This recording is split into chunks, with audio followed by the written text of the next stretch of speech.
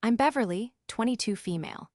I live in a small apartment that always smells faintly of disinfectant and old textbooks, a place that was once my sanctuary, but now feels more like a prison.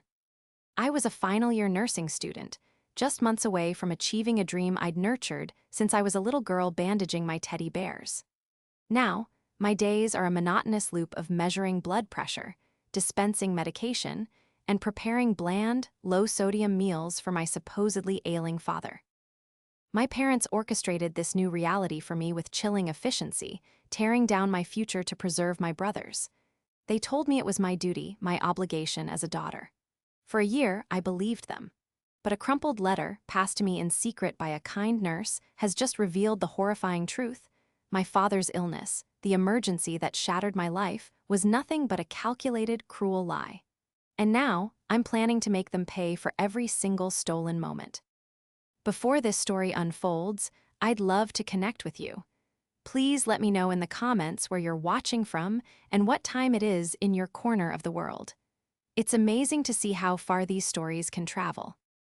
The call came on a Tuesday. I remember the specific details with a clarity that still haunts me. Rain was streaking down the library window, blurring the world outside into a watercolor of gray and green. I had my head buried in a textbook on cardiovascular pharmacology, the scent of old paper and lukewarm coffee filling the air. My phone vibrated against a stack of note cards, the screen flashing with my mother's name, Diana. A knot of anxiety instantly tightened in my stomach. My mother never called during my study hours unless it was an emergency. She revered my academic pursuits, or so I thought, seeing them as a reflection of her own parenting success. "Mom, is everything okay?" I asked, my voice a hushed whisper as I hurried out of the silent study hall. Her voice on the other end was a carefully constructed performance of panic. "Beverly, honey, it's your father. He collapsed. We're at the hospital now." The world tilted. My father, Arthur, was a man who seemed indestructible. At 60, he was still obsessed with his morning jogs and meticulously planned his diet. He was a retired accountant, a man of numbers and logic, who approached his health with the same rigid control he applied to a balance sheet. The idea of him collapsing was inconceivable. "What happened? Which hospital? I'm on my way." My nursing instincts kicked in. I was already running through a mental checklist. What were his symptoms? Did he hit his head? Was he conscious? "Just get here," she said, her voice cracking with what I now know was manufactured emotion. "The doctor, it doesn't sound good." The drive to the hospital was a blur of traffic lights and the rhythmic slap of windshield wipers. I left my textbooks, my laptop, my entire future sitting on that library table. When I burst through the emergency room doors, I found my mother and my older brother, Ethan, huddled together on a set of uncomfortable plastic chairs. My mother's face was pale, her eyes red-rimmed. Ethan, ever the stoic one, had his arm around her, his expression a mask of grave concern. At 26, he was in his second year of law school, the golden child destined for greatness. My father was in a private room, hooked up to a heart monitor that beeped in a steady, reassuring rhythm. He looked tired but stable. He managed a weak smile as I rushed to his bedside. "There's my favorite nurse," he murmured. The doctor, a kind-faced man named Dr. Evans, explained the situation. Dad had suffered a severe cardiac event. He used a lot of technical terms, arrhythmia, hypotension, potential valve damage, that I understood all too well from my studies. He said Dad would need constant, round-the-clock care for the foreseeable future. He was too fragile to be left alone, and a full-time professional caregiver would be astronomically expensive. That evening, back at my parents' house, the trap was set. We sat around the kitchen table, the air thick with unspoken tension. My mother, Diana, placed her hands on the table, her fingers laced together. She had been a librarian, and she had a way of speaking with a quiet authority that permitted no argument. "Beverly," she began, her voice soft but firm, "we need to talk about your father's care." I nodded, ready to discuss schedules, medication regimens, and how we could all pitch in. "Of course. I can take the night shifts after my classes and clinicals. Ethan can help on the weekends when he's not studying." Ethan shifted uncomfortably in his chair. Bev, my course load right now is intense. The bar exam is next year. I can't afford any distractions. My mother's gaze settled on me, and it was as heavy as a lead blanket. Ethan's future is at a critical stage. We can't jeopardize his career. He is going to be a lawyer, a provider. It's what your father has always wanted for him. The unspoken comparison hung in the air, his future versus mine, a lawyer versus a nurse. I felt a cold dread creep up my spine. What are you saying? Your father needs one primary caregiver, she said, her voice devoid of any warmth. Someone who knows what they're doing, someone who can be here all the time. Your nursing skills are a gift from God in this moment. The implications of her words crashed down on me. You want me to drop out of school? I'm 3 months from graduating. 3 months. It would only be temporary. My father's voice rasped from the living room, where he was resting on the sofa. He had been listening the whole time. Just until I'm back on my feet. A few months, maybe a year at most. Your school will understand. It's for the family, Beverly. For the family? That was the phrase they always used, the invisible chain they wrapped around me whenever they needed me to bend to their will. Ethan was the investment. I was the utility. His path was paved with their savings and their pride. Mine was apparently disposable, subject to the family's needs. What about all my work? I pleaded, my voice trembling. My loans, everything I've worked for is right there, just at the finish line. We will handle the loans for now, Arthur said, his voice gaining a bit of its old, authoritative tone. This is your duty as a daughter. Your brother has his path and you have yours. Right now, your path is here with me. Ethan looked at me with a pathetic attempt at sympathy. It's the right thing to do, Bev, for Dad. I looked from my mother's implacable face to my brother's carefully neutral one, and then I thought of my father looking so frail in that hospital bed. They had cornered me. They had used my love for my father, my medical knowledge, and their twisted definition of family duty as the bars of my cage. They praised my compassion and my skills not as assets for my own future, but as convenient tools for their use. My dream wasn't a priority. It was a resource to be redirected. That night, I cried myself to sleep, mourning a future that had been stolen from me in a single, calculated conversation. I agreed, believing it was a temporary sacrifice. I had no idea it was the opening act of a soul-crushing deception. The phone call didn't just interrupt my day, it detonated my life, and I was left standing in the rubble, completely alone. The days that followed my surrender bled into a soul-crushing routine. The first and most painful task was formally withdrawing from my nursing program. I had to sit in a sterile administrative office, across from my program advisor, Mrs. Gable, a woman who had championed my progress for 3 years. The words, indefinite family medical leave, felt like ash in my mouth. Beverly, are you absolutely sure about this? She asked, her eyes filled with genuine concern. You're one of our best students. You're just a few months from the finish line. Can't your family hire a professional? There are resources. I felt a hot flush of shame. How could I explain that my family could afford a professional, but they had chosen me as the free, more convenient option? How could I admit that my brother's law degree was deemed more important than my entire future? So, I simply nodded, fed her the rehearsed lines about family duty, and signed the papers that officially put my life on hold. Walking out of that building, leaving behind the familiar halls where I had learned to save lives, felt like walking away from myself. My new life was confined to the 4 walls of my parents' house. My world shrank to the rhythm of my father's needs, both real and, as I would later learn, fabricated. My day started at 6 a.m., checking his vitals, blood pressure, heart rate, oxygen saturation. Everything was always remarkably stable for a man who had supposedly suffered a severe cardiac event. When I mentioned this to him, he would just wave a dismissive hand. I have good days and bad days, honey. It's the bad ones we have to worry about.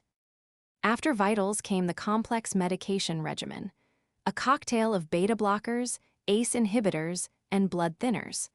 I meticulously organized them in a weekly pill box, just as I'd been taught.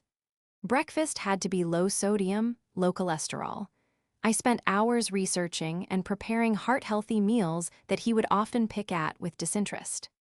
My mother, Diana, supervised my every move. She would watch me draw up his medication, her lips pursed in a thin line of scrutiny. "Are you sure that's the right dosage, dear? Let me see the bottle." It was a subtle but constant undermining of the very skills they were exploiting. She treated me not as a near-graduate nurse, but as an unpaid, untrustworthy servant. Meanwhile, Ethan's life continued its glorious upward trajectory. He would call on weekends, his voice buzzing with excitement about a mock trial competition or a prestigious internship offer. E-firm is flying me out to New York next month," he'd announce, oblivious to the suffocating silence on my end of the line. When he visited, it was as an honored guest. My mother would cook his favorite meals, rich, fatty foods that were forbidden to my father. He'd sit at the head of the table, regaling us with tales of his brilliant legal arguments and the bright future ahead of him. He never once offered to help me with Dad. He never asked how I was coping. When he looked at me, it was with a mixture of pity and relief, pity for my situation, and relief that it wasn't him. The financial arrangement was another source of humiliation. My parents had promised to handle my student loans. What this meant in practice was that they paid the minimum monthly amount, allowing the interest to accrue while holding it over my head. My father would often sigh dramatically while looking over bills. "This is costing us a fortune, Beverly, but you're worth it. The care you provide is priceless." It was a manipulative masterpiece, making me feel simultaneously indebted and resentful. I had no income of my own. I had to ask my mother for money to buy toiletries, my cheeks burning with shame as she handed me a $20 bill with a sigh, as if it were a great sacrifice. My friends from school tried to stay in touch, but our worlds had diverged too much. They spoke of job offers at top hospitals, of graduation plans and futures bright with promise. I had nothing to contribute. My life was a static loop of caregiving. The isolation was a heavy cloak. My social life vanished. My textbooks gathered dust in a box in my old room. The person I was supposed to be was fading, replaced by this weary, resentful caregiver. One evening, about 6 months into my sentence, Ethan came over for dinner. He was wearing a new, sharply tailored suit. He had just secured a summer associate position at a top corporate law firm, a position that came with a staggering salary. "We should all go out to celebrate," he declared. My mother clapped her hands in delight. "What a wonderful idea. We can go to that nice Italian place downtown." I stared at them dumbfounded. "Go out? Who's going to stay with Dad?" My father, from his armchair, spoke up. "I think I can manage for a few hours. We should celebrate your brother's success. He's worked so hard." The injustice of it was a physical blow. My brother's success, facilitated by my sacrifice, was to be celebrated, while my existence was reduced to being the obstacle to that celebration. "I'm tired," I said, my voice flat. "I don't feel like going out." My mother's face hardened. "Beverly, don't be selfish. This is an important night for your brother. You've been cooped up in this house for too long. Some fresh air will do you good." It was the perfect trap. They were framing it as if they were doing me a favor, letting me out of the house for an evening.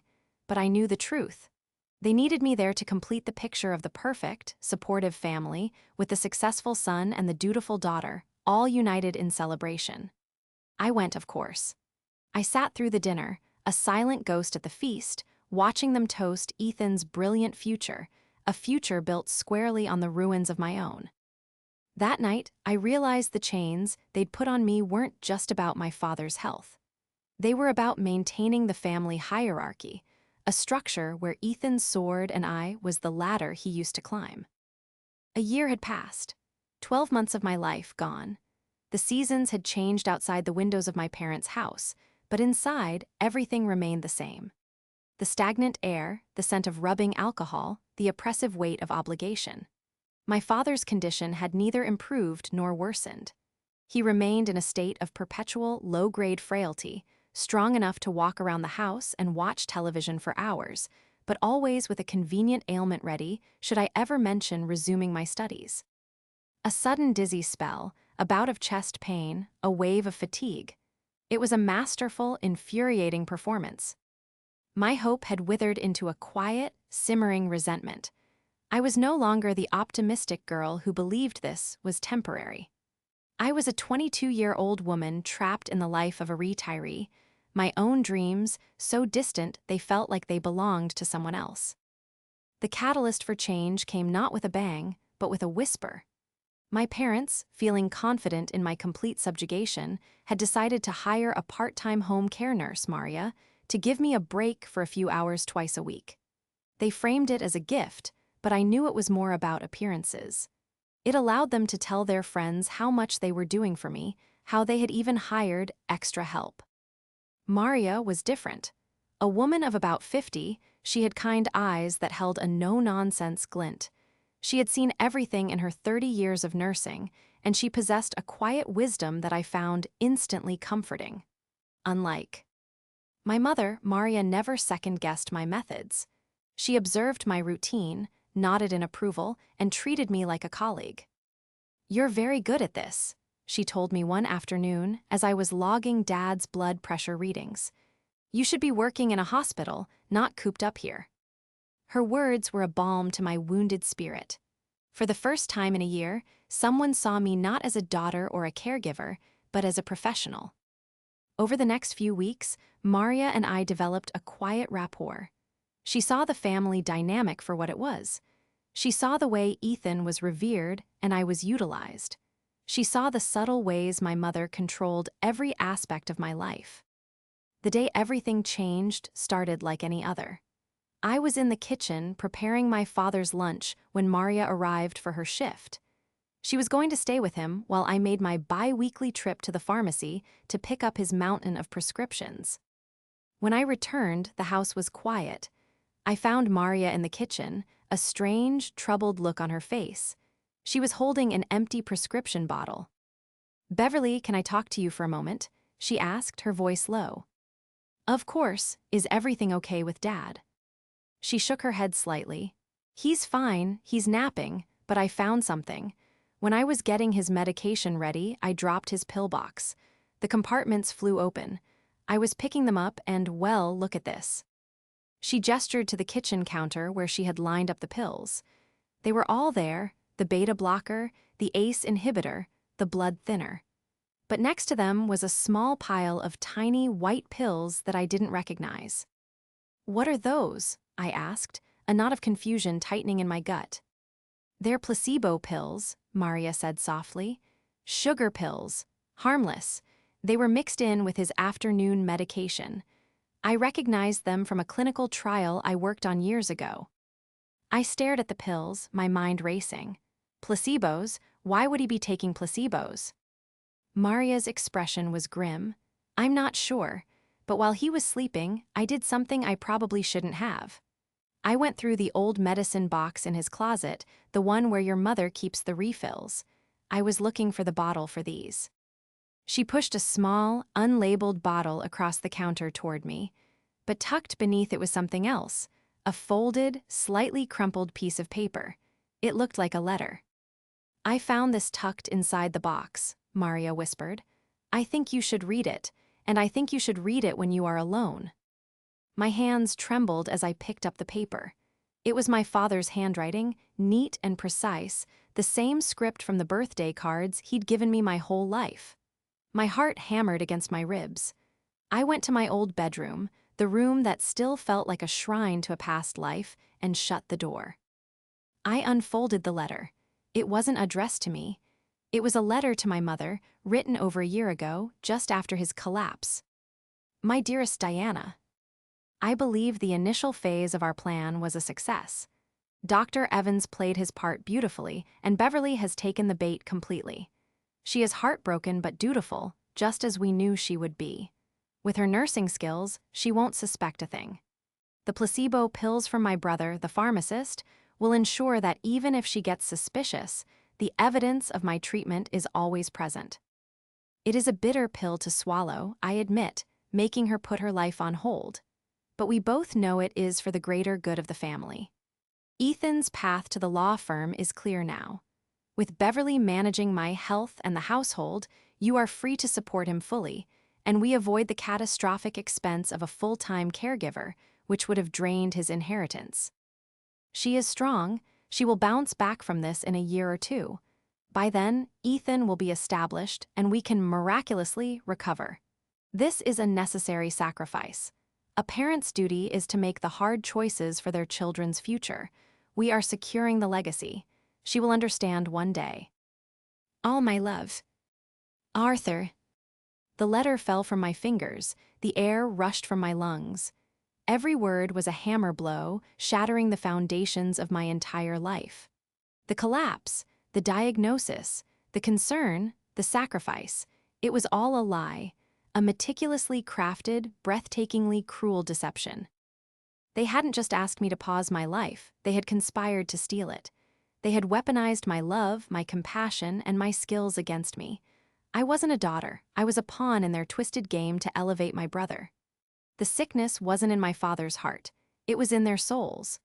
A cold, hard clarity washed over me, extinguishing the last embers of my grief and replacing it with something new, something sharp and dangerous.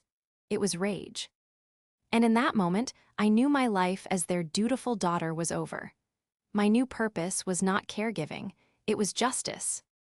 The rage that ignited in me, after reading that letter, was a clean, cold fire. It burned away the fog of resentment and exhaustion, leaving behind a diamond-hard resolve. For a year, they had treated me like a fool, and I had played the part perfectly. Now, the performance was over, but I wasn't going to explode. An emotional outburst was what they would expect, and they would use it to dismiss me as hysterical and ungrateful. No, my revenge would be like their deception, calculated, methodical, and devastating. My first step was to gather irrefutable proof. The letter was a bombshell, but it was my word against theirs. They could easily claim I had forged it. I needed concrete evidence that would leave them with no room to lie or maneuver. My nursing training, the very skills they had exploited, now became my greatest weapon. I started with the medication. The next time I went to the pharmacy, I didn't just pick up the refills. I requested a full printout of my father's prescription history from the past 18 months.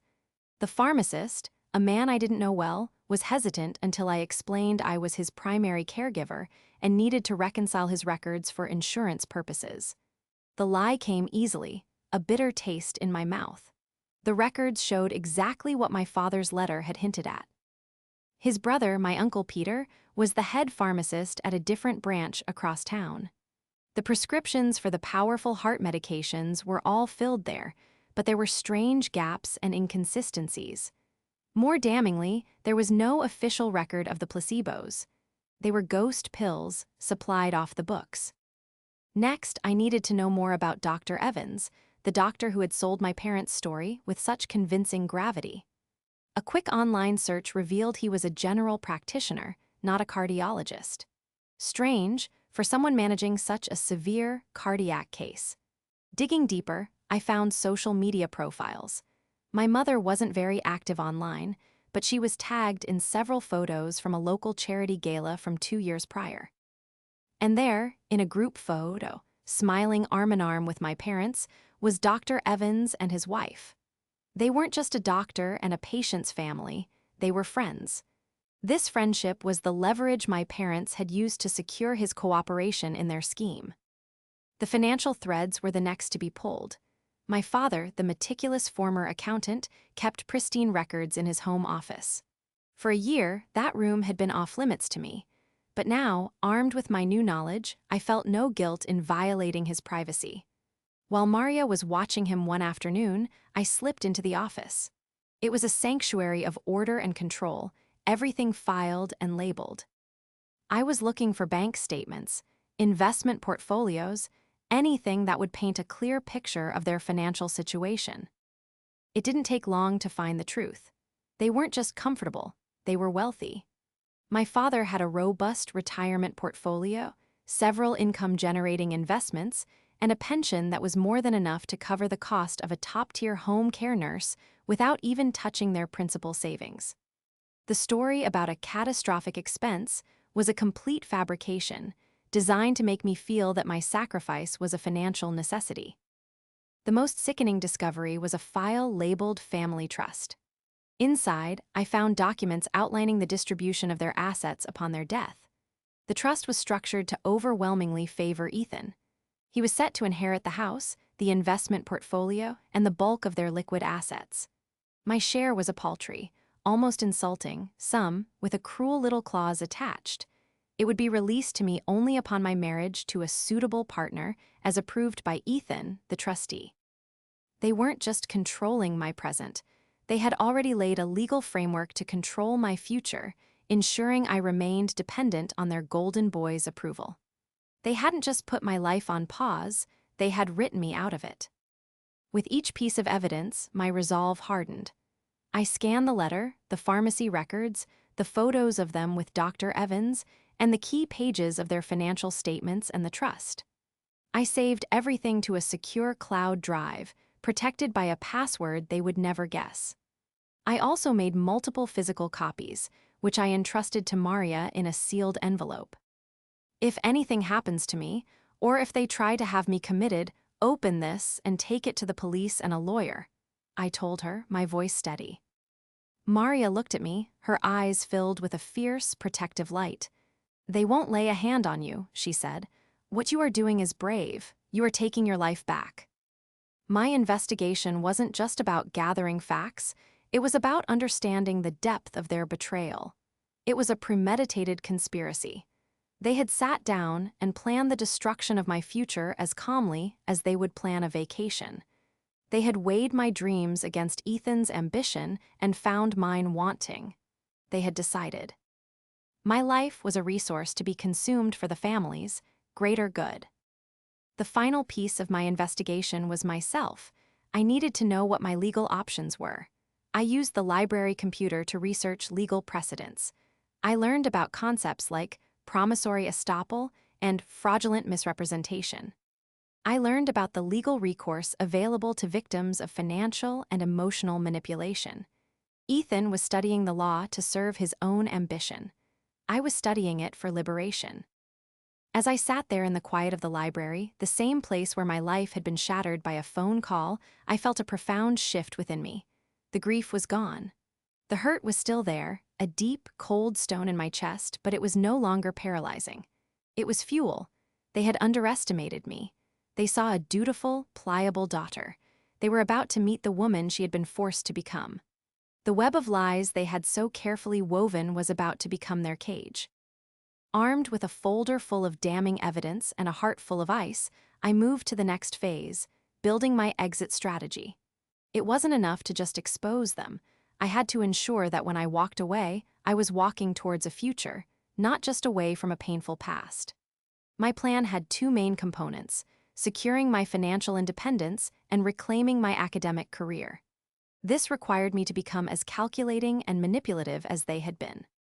First, I needed money. I had been living without an income for over a year, completely dependent on their demeaning handouts. I began by meticulously documenting every single hour I had spent caring for my father. I created a detailed logbook, backdating it for the entire year. I listed every task: medication administration, vital sign monitoring, meal preparation, personal care, housekeeping. I researched the average hourly rate for a skilled home health aide and a private nurse in our area. The numbers were staggering. Conservatively, the market value of the services I had provided was well over $100,000. I wasn't just their daughter, I had been their full-time, unpaid medical professional. I drew up a formal invoice for services rendered, addressing it to Arthur and Diana. It was a piece of pure, audacious theater, but it was backed by a year of my life. Next, I tackled the student loans. They had been making minimum payments, which meant the principal was barely touched while the interest grew. I contacted my loan provider and, using the excuse of preparing for my return to school, got a full accounting of the accrued interest over the past year. It was another tangible, quantifiable measure of the damage they had done. The most critical step was securing my readmission to the nursing program. A simple reapplication might not be enough. I needed to talk to my advisor, Mrs. Gable, again. I scheduled a meeting, telling my mother it was a dental appointment. The lie felt like a small, sharp stone in my shoe, a reminder of the world I was forced to inhabit.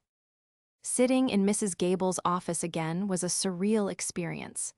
This time, however, I wasn't there as a defeated student. I was there as an advocate for my own future. I didn't show her the letter or the financial documents. That was for my family. Instead, I presented my case logically and professionally. "Mrs. Gable," I began, my voice clear and steady. "A year ago, I withdrew due to a severe family medical emergency. I have spent the last 12 months acting as the sole primary caregiver for my father, who was diagnosed with a serious cardiac condition. The situation has now stabilized, and my family is making alternative care arrangements. I am ready to resume my studies and complete my degree." I then handed her a portfolio I had prepared. It included my caregiving log, not the invoice, but a professional summary of my duties. It also contained a personal essay detailing how the experience, while challenging, had given me an unparalleled practical education in patient care, empathy, and medical management under difficult circumstances. I framed my year of indentured servitude as an unconventional but intensive internship. She read through my documents, her expression thoughtful. "Beverly, this is remarkable.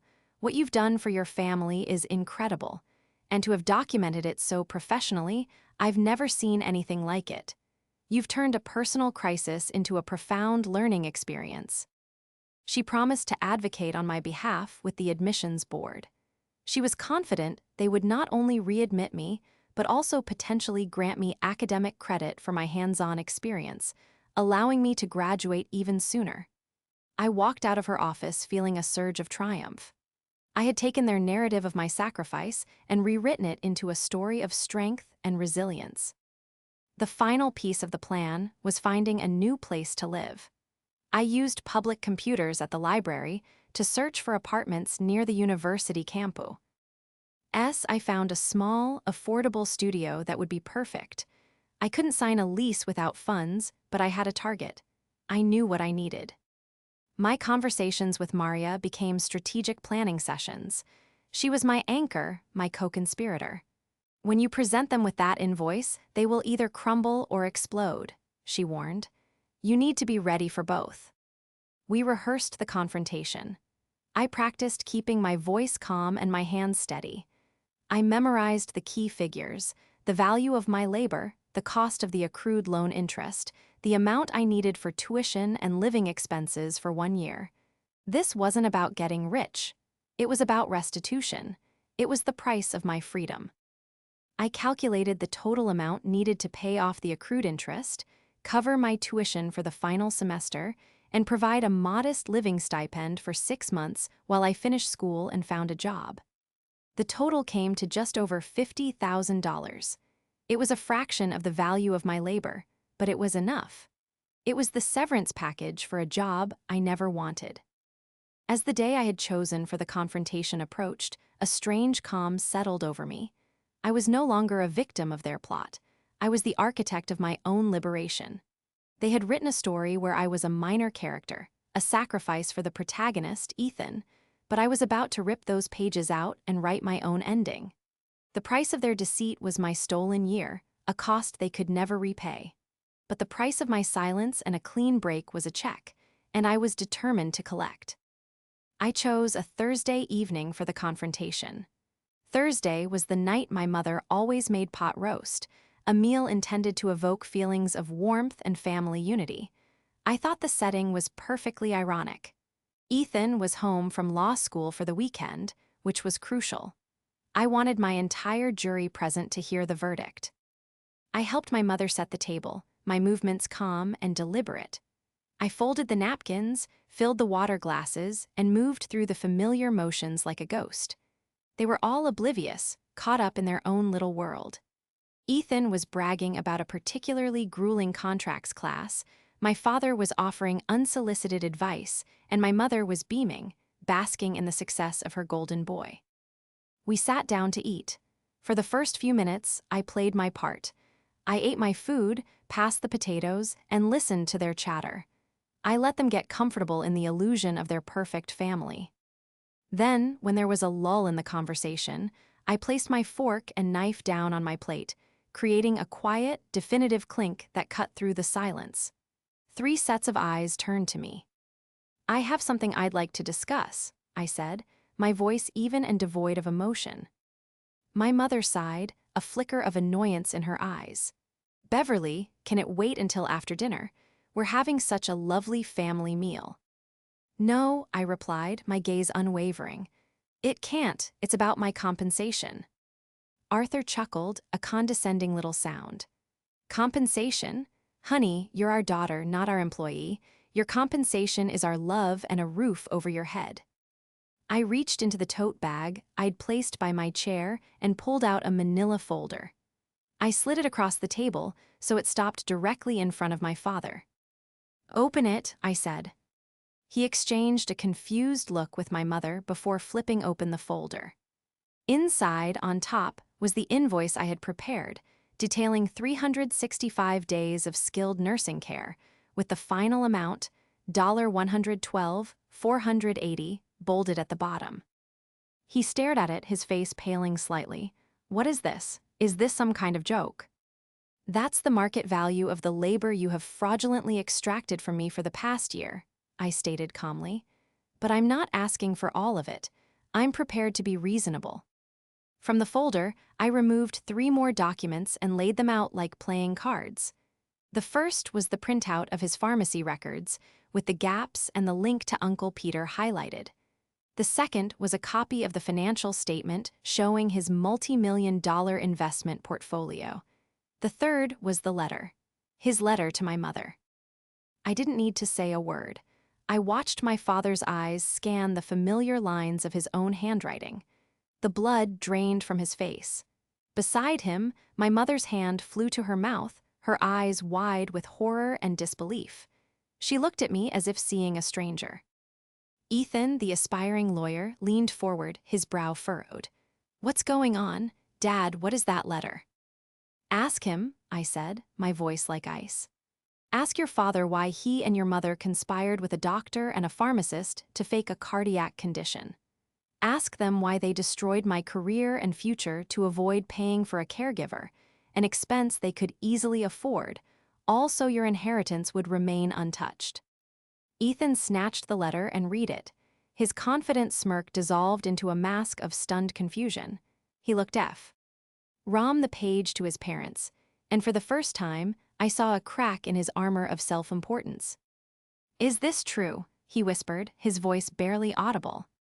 My father crumpled. He couldn't speak. He just stared at the letter, his entire world collapsing around him. My mother, however, shifted from shock to attack.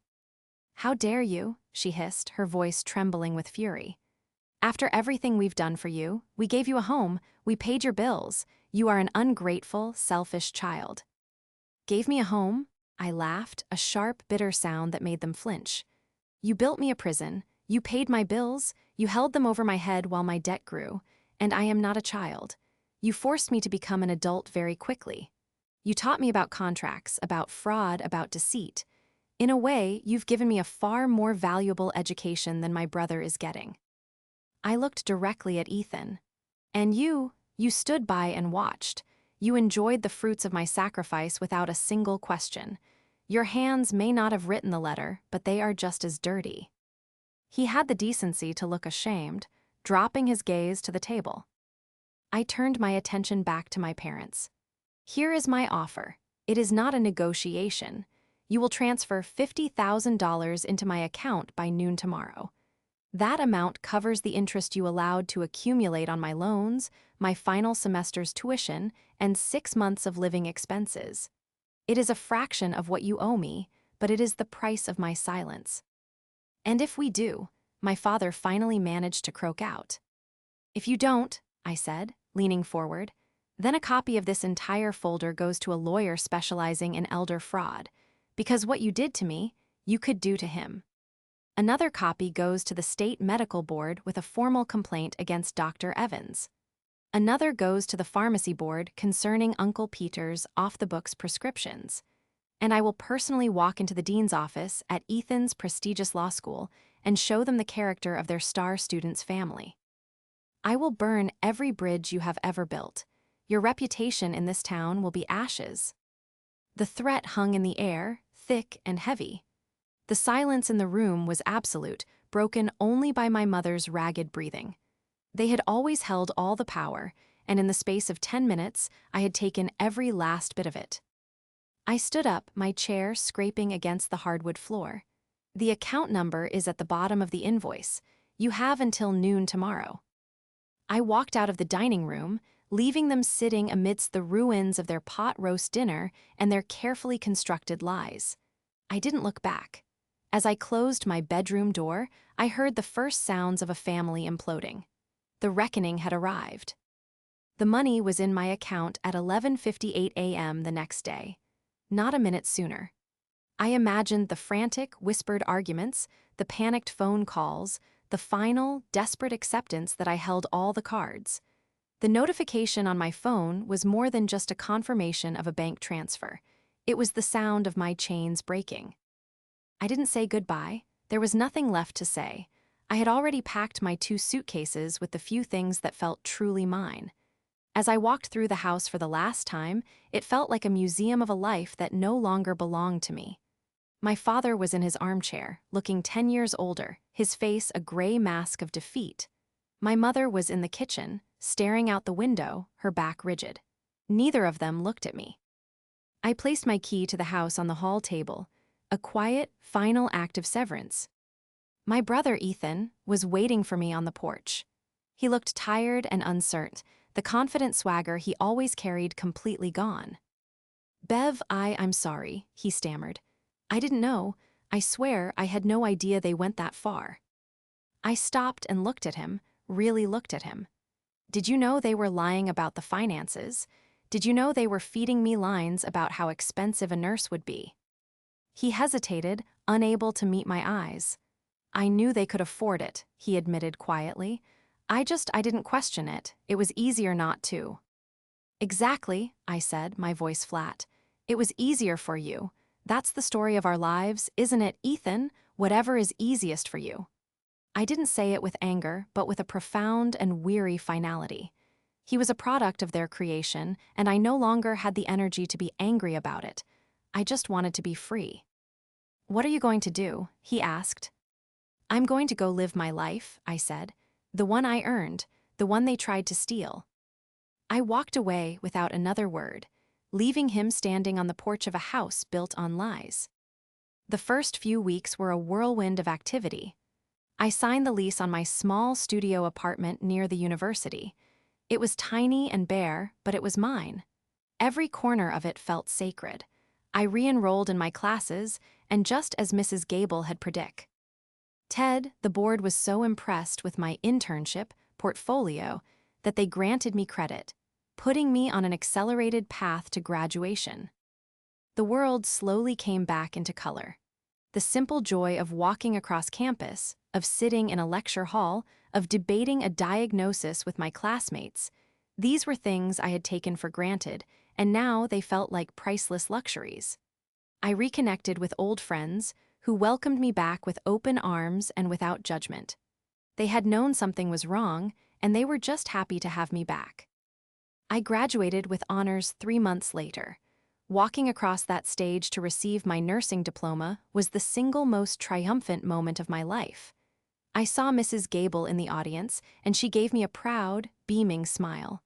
In that moment, I wasn't Arthur and Diana's daughter or Ethan's sister. I was Beverly, RN. I had done it. I had salvaged my dream from the wreckage. I never spoke to my parents again. Through the grapevine of family gossip, I heard bits and pieces. Dr. Evans, spooked by the threat of a medical board investigation, had a falling out with them. My Uncle Peter refused to speak to his brother. The perfect family facade they had so carefully maintained had crumbled into dust. They had their money and their big house, but they were isolated, living in a tomb of their own making. Ethan tried to reach out a few times, sending texts on birthdays and holidays. I never responded. His apology was too little, too late. He had been a willing accomplice in his own elevation, and I couldn't forget that. His path was his own to walk. Today, 2 years later, I am a cardiovascular nurse at the best hospital in the state. I work in the cardiac ICU, caring for patients who are genuinely, terrifyingly ill. I help them, I advocate for them, and I fight for them. My stolen year, as painful as it was, gave me a gift I never expected: a fierce, unshakable empathy. I know what it's like to have your life hanging in the balance, to be at the mercy of others. I make sure my patients are heard, that their families understand the truth, and that they are treated with the dignity they deserve. Sometimes, late at night during a long shift, I'll look at the rhythmic beep of a real heart monitor and think about the silence of the one in my father's room. I don't feel anger anymore, just a quiet sense of peace. They tried to use my compassion as a weapon against me, but in the end, it became my shield and my strength. They thought they were writing my story, but they only wrote the preface. The rest of the pages are mine, and I'm filling them with a life of purpose, a life I built not from their ashes, but from my own.